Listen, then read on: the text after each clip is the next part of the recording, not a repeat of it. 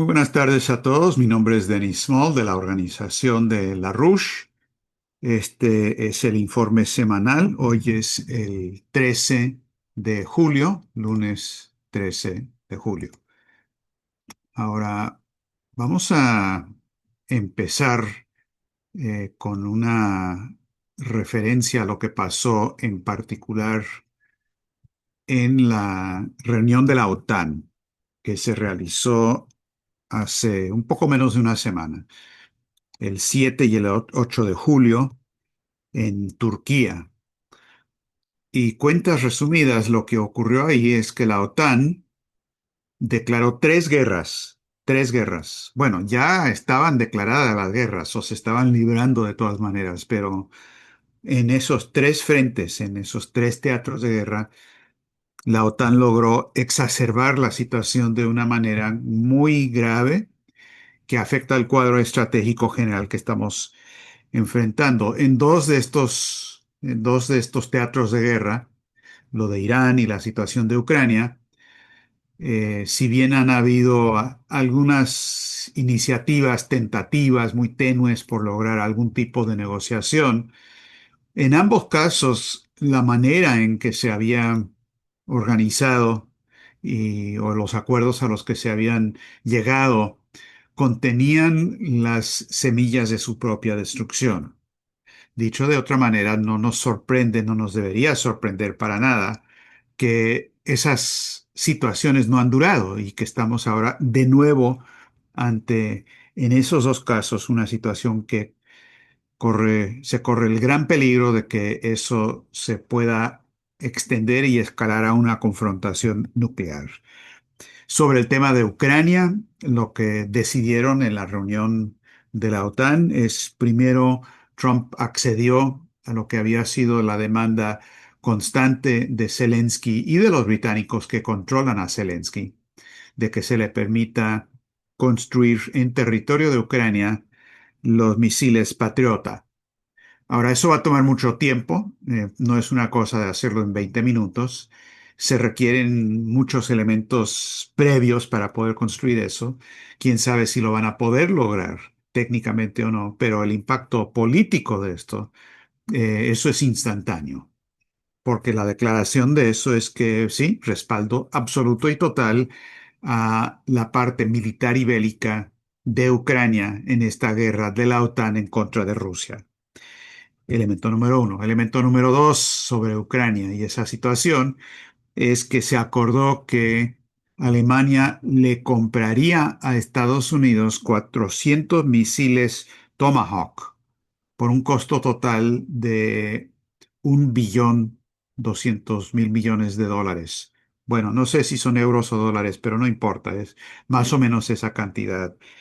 Esto es increíble, esto es impresionante, porque sepan que los Tomahawk tienen un alcance intermedio, son misiles de alcance intermedio, lo que se había prohibido en el acuerdo que ya no está vigente. Tienen, creo, un alcance de aproximadamente 2.500 kilómetros y son capaces de portar ojivas nucleares. Pueden ser no nucleares, pero también pueden ser nucleares. Esto es colocar en territorio muy cercano a Rusia exactamente lo que ellos habían denunciado, que sería una gran escalada del peligro, y eso es exactamente lo que se hizo, a la vez que Merz siguió insistiendo que Alemania está en guerra en contra de Rusia y que va a llegar a una guerra caliente en cuestión de años, para el 2027 probablemente. Entonces eso, por un lado, en la parte de Ucrania.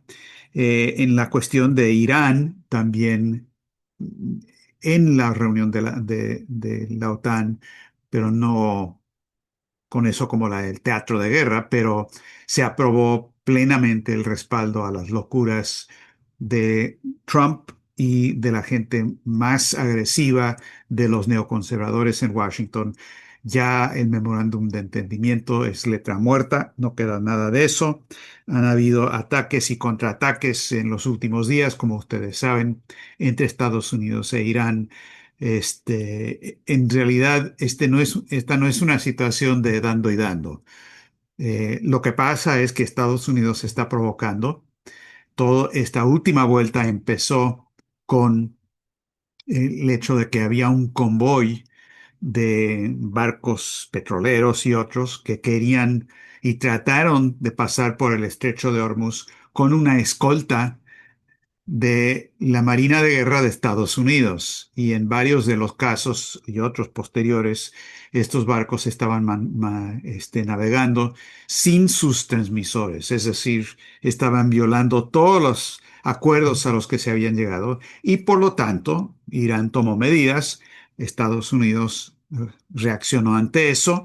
Irán respondió también atacando a Bahrein, a Qatar, a Omar, Emiratos Árabes, Jordania, etcétera, etcétera, y Estados Unidos ha atacado a 140 puntos en Irán.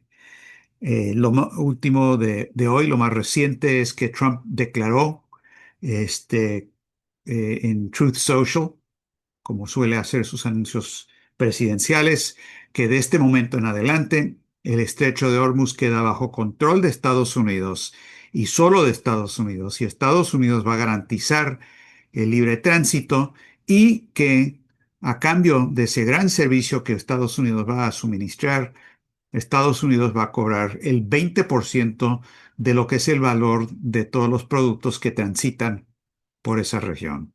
Es decir, Estados Unidos va a cobrar 20% como pago por la gran protección que están haciendo. Ni hablar, Irán respondió diciendo de ninguna manera el estrecho está bajo control de Irán y de Omán y esto es inaceptable. Entonces, esa es el segundo teatro de guerra que escaló de manera dramática. eh, a causa de la reunión de la OTAN y razones posteriores también.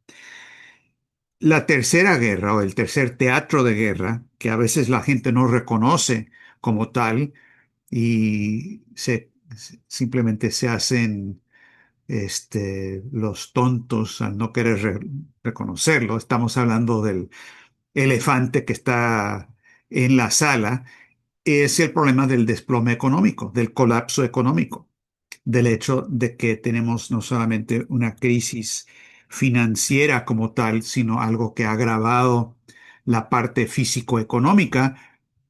Y eso en la reunión de la OTAN se escaló y se volvió peor, entre otras cosas, por el rearme y las decisiones sobre los gastos militares, a favor de los gastos militares y a favor de la especulación que se adoptaron ahí en esa reunión.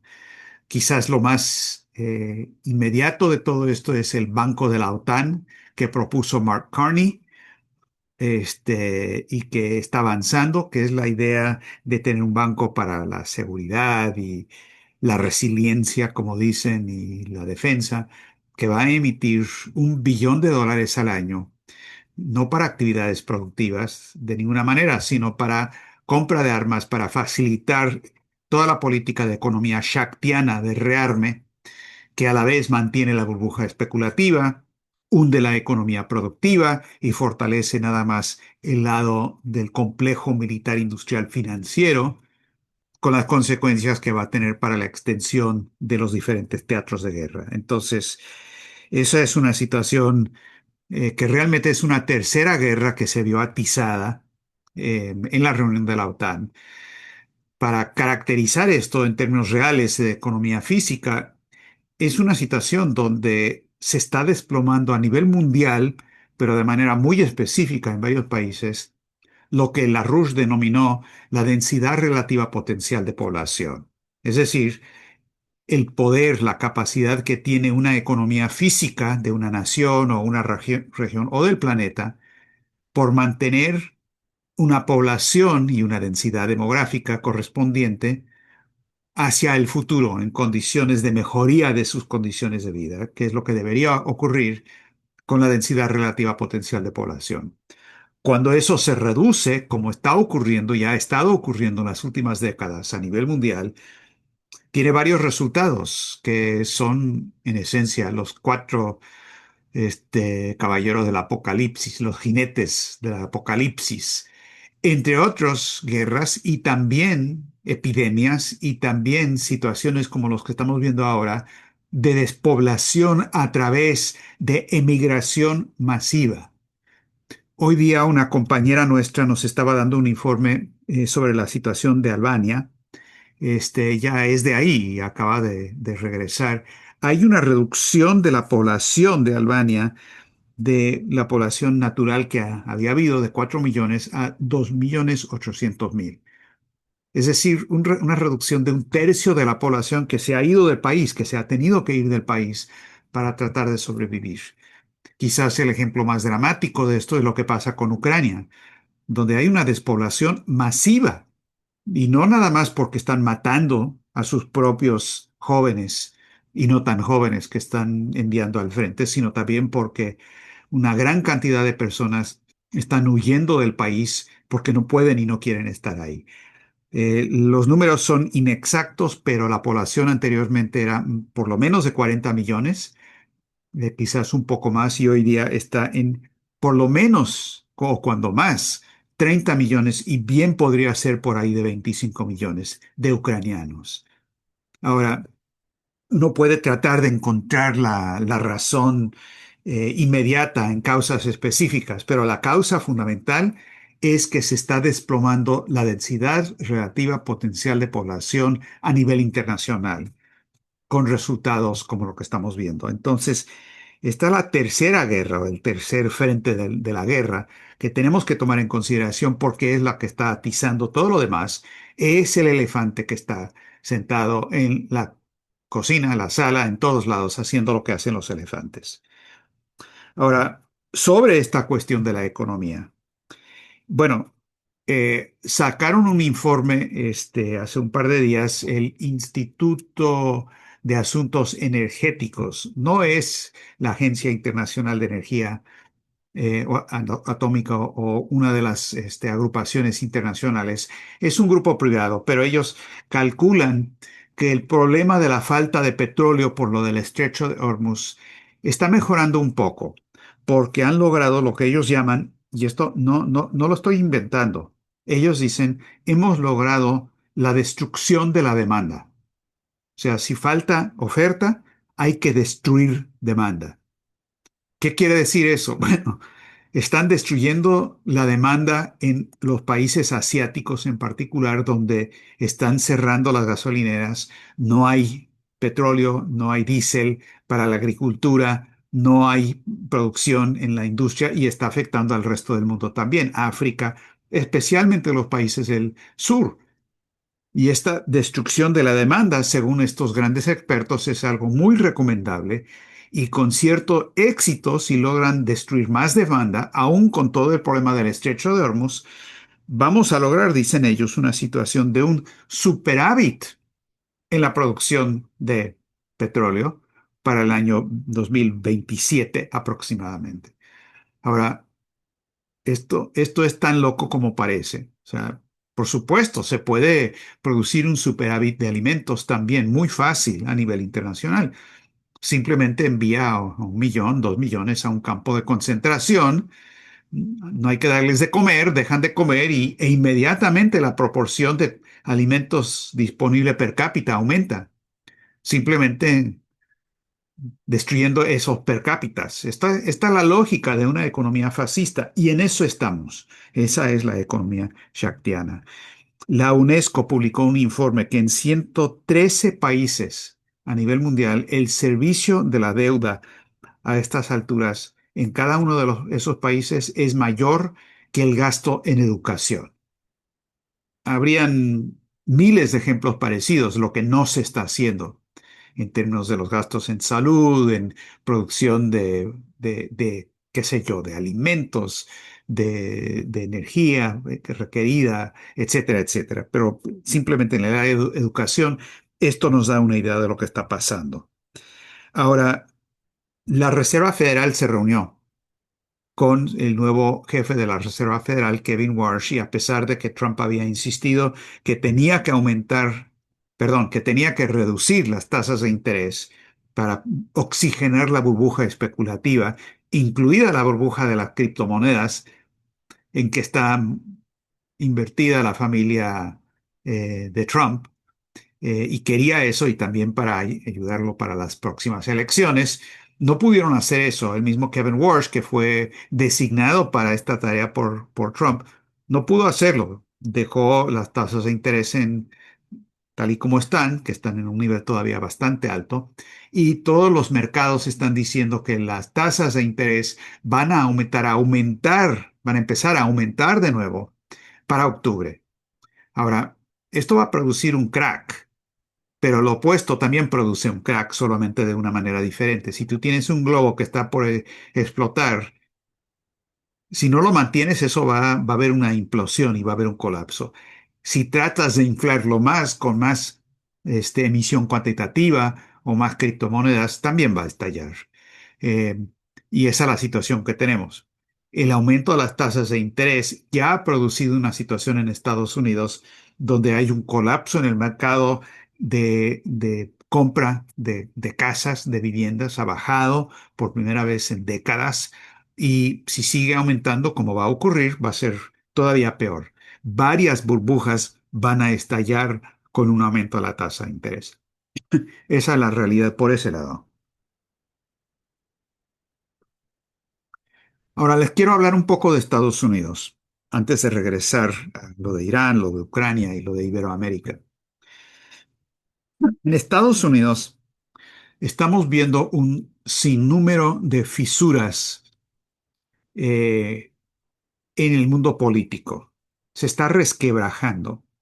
Lo hemos estado hablando, fisuras en el Partido Demócrata, en el Partido Republicano, se vio en las elecciones de Nueva York, con la ciudad de Nueva York, con la elección de Mamdani, se vio en otras elecciones para el Congreso en la ciudad de Nueva York también, se ve en el Partido Republicano con la salida de Marjorie Taylor Greene, con lo que está pasando con Tucker Carlson, y también se están empezando a ver fisuras nuevas y muy importantes y significativas en el voto en el Congreso de Estados Unidos en torno a la reactivación o la nueva versión de lo que aquí se conoce como la NDAA, que es la Ley de Defensa Nacional. Es lo que establece todo lo que va a ser la Ley de Defensa Nacional en Estados Unidos.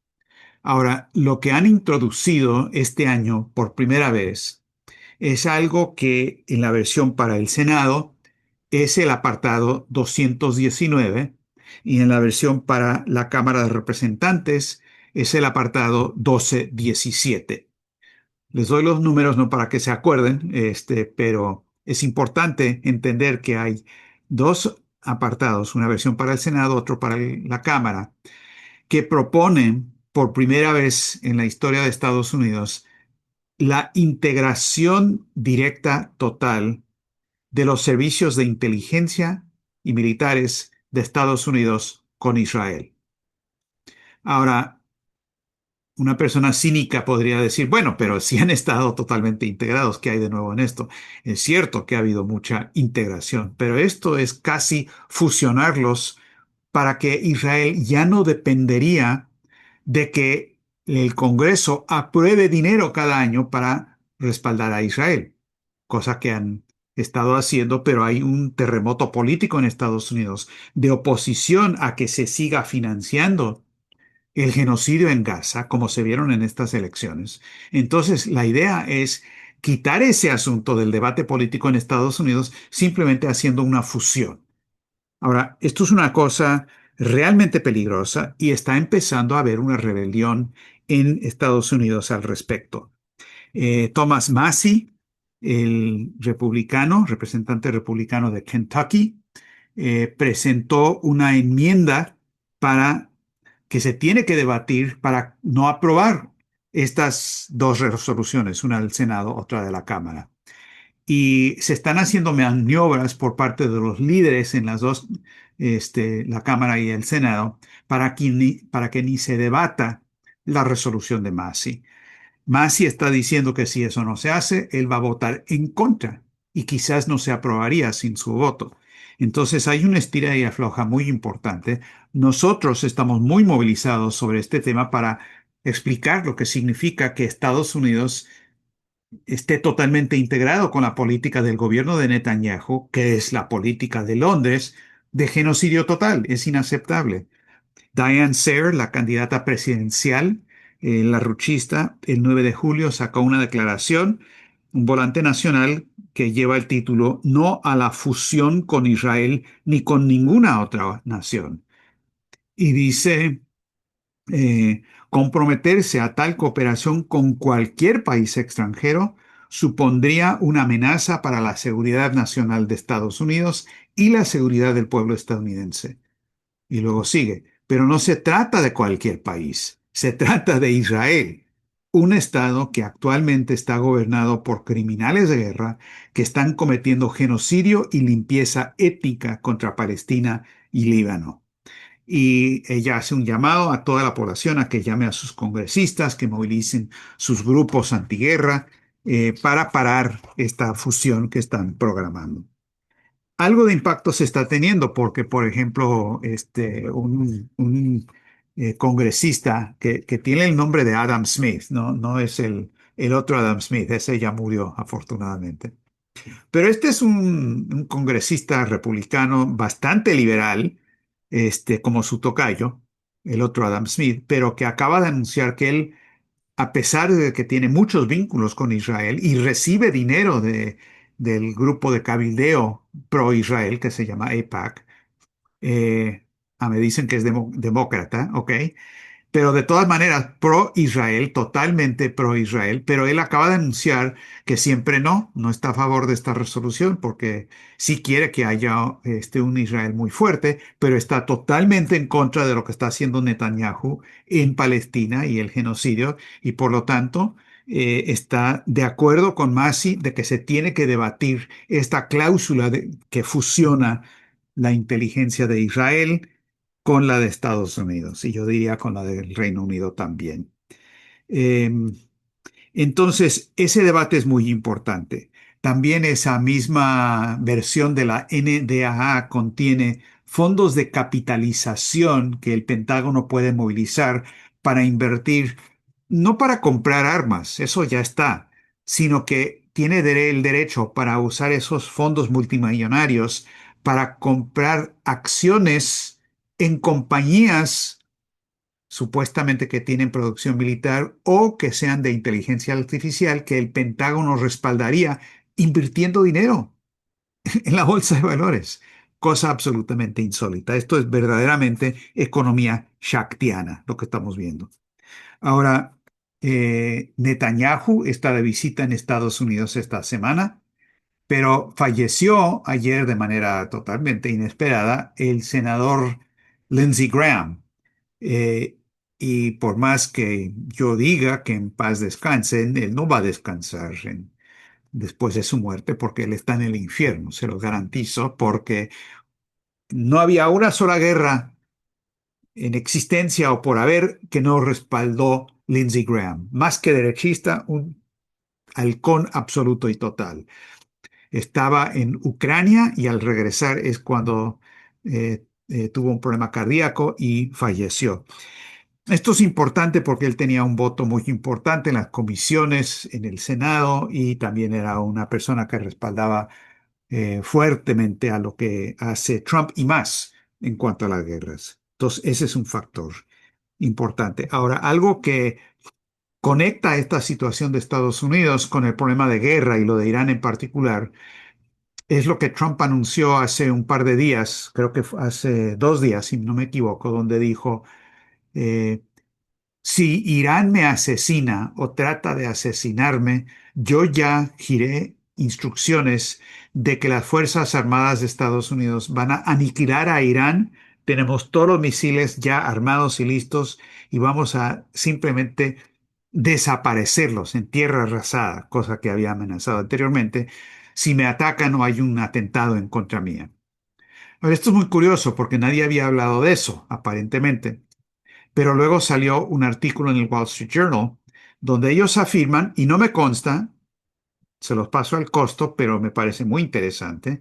El Wall Street Journal dice que lo que pasó es que Israel y la Mossad le pasaron un tip a Trump de que Irán iba a tratar de matarlo.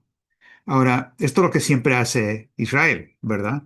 Y como si han habido atentados muy reales en contra de Trump, esto es un problema muy real, pero qué locura anunciar algo por el estilo, porque eso simplemente crea condiciones propicias para alguien que quiera eliminar a Trump y a la vez desatar la Tercera Guerra Mundial. Ahora, ¿quién quiere hacer eso? Bueno, les puedo decir que el rey tiene su corona y habla inglés. Estamos hablando de Londres. Entonces, esto es muy delicado lo que puede pasar con esta cuestión, pero así lo dijo Trump. Y claro, lo dice en momentos en que más de 40 millones de iraníes e iraquíes salieron para la ceremonia fúnebre de, del ayatollah Khamenei, que fue asesinado en el primer ataque. Una expresión enorme. No ha habido una movilización de este tamaño para una eh, ceremonia eh, fúnebre de este tipo.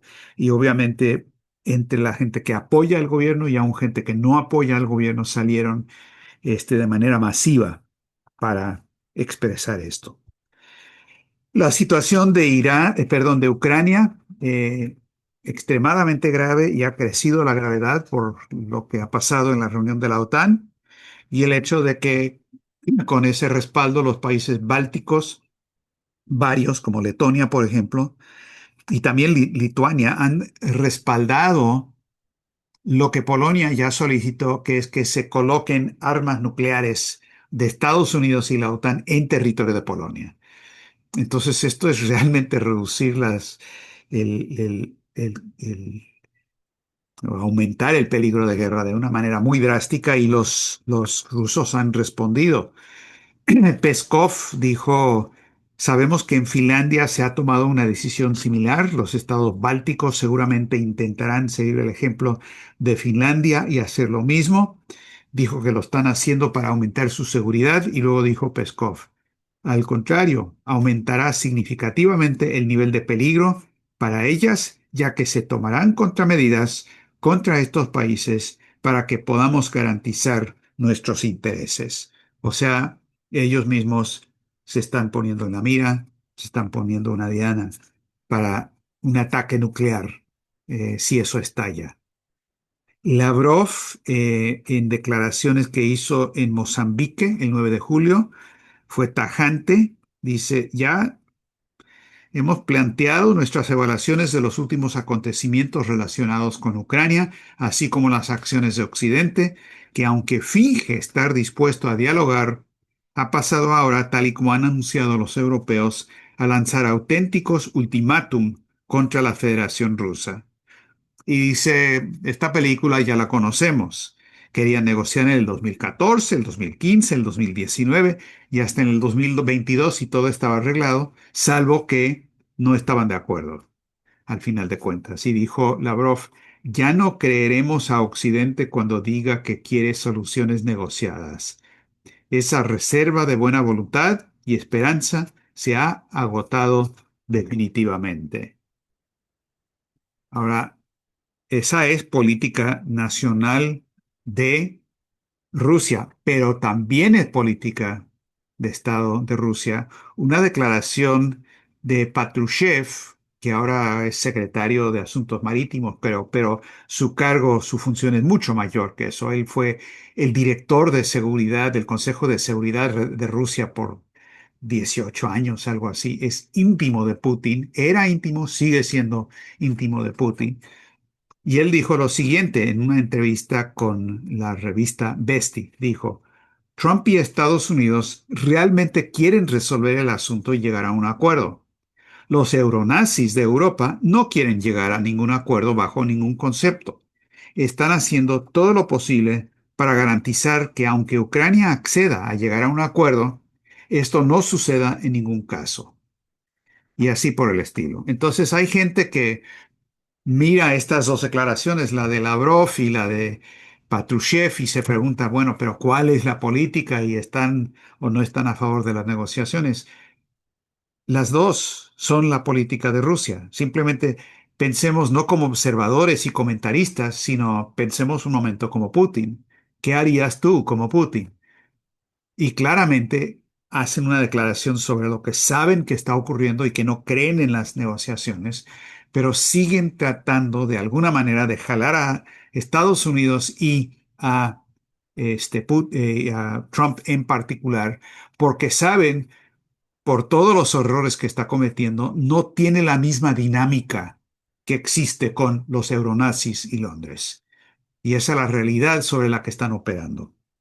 Ahora, una de las cosas, y para terminar, que puede ayudar esta dinámica en Estados Unidos, y esto les puede sorprender, es lo que se puede hacer desde Iberoamérica. Porque lo que ha ocurrido en este último periodo han sido una serie de elecciones que no han sido un viraje a la derecha. Contrario a lo que la gente cree en común, yo coincido con el Financial Times que estos resultados no indican un gran viraje a la derecha. Lo que indican es una polarización extrema de la región, donde en varios países han salido como ganadores candidato, pero por muy poco, varios candidatos que están con Trump, por miedo o por convicción. Podemos hablar de Colombia, podemos hablar de lo que resultó en Venezuela. El verdadero presidente de Venezuela ahora se llama Marco Rubio, o lo que ha pasado en Ecuador, o Argentina, o Bolivia, etcétera. Algo muy curioso pasó en Perú, que el favorito de Trump y de Wall Street, López Aliaga, no ganó ni pasó a la segunda vuelta. Y varias personas observan y dicen, bueno, pero ganó Keiko Fujimori, ahí está el viraje a la derecha. Sí, no, ella se puede describir como derechista, pero es una situación mucho más compleja, porque el Fujimorismo, ella lleva no solo el apellido de su padre como presidente, sino el movimiento fujimorista, que es una combinación bastante compleja, pero que están a favor, como lo estuvo el presidente Alberto Fujimori, de la defensa de la soberanía nacional y en los últimos días y meses de su presidencia, estaba a favor de la política económica de cooperación e integración. No empezó así, pero terminó así, con ese programa de integración directamente vinculado con Lyndon LaRouche. Y no les estoy revelando que no se haya dicho públicamente. El Los Angeles Times hace muchos años, al atacar a Alberto Fujimori, dijo, el problema de Fujimori es que se tenía que ir porque tenía una relación y estaba trabajando con ese loco de remate Lyndon LaRouche. Entonces hay un momento muy, yo diría, ambiguo y con muchas posibilidades con Perú, con tal y que logremos que se conecte con lo que pasa en Brasil, que vamos a elecciones en Brasil y no solamente tiene que ganar Lula, sino que tiene que servir Lula como el vínculo a través del corredor biosánico conectándose con Chancay, pero el vínculo de todo el continente con el proceso económico de China, BRICS y demás. Y que Lula cumpla el papel que puede cumplir de establecer la iniciativa de buscar una relación diferente con Estados Unidos. Que del lado de Brasil salga el llamado por una relación como la de Franklin Delano Roosevelt con Getulio Vargas, que es como lo que tenía Roosevelt con Cárdenas o lo de Benito Juárez con Lincoln o LaRouche con López Portillo, pero en este caso Brasil puede jugar un papel clave porque la situación de México es muy, muy difícil en este momento. Lula puede jugar un papel así y eso puede ayudar con todos los otros elementos que indiqué a lograr el cambio que se requiere. Hay que mirar lo que pasa en Estados Unidos y no obsesionarnos con las fisuras. Hay que mirar lo que está detrás de las fisuras y lo que está produciendo eso. Y ese es lo que queda todavía, que es un poder muy grande del sistema americano de economía, de la tradición de John Quincy Adams, de Kennedy, de menos de Kennedy, pero de Franklin Roosevelt, de Washington, de Hamilton y enfáticamente de Lyndon LaRouche. esa es la manera en que esta difícil situación estratégica sí tiene solución.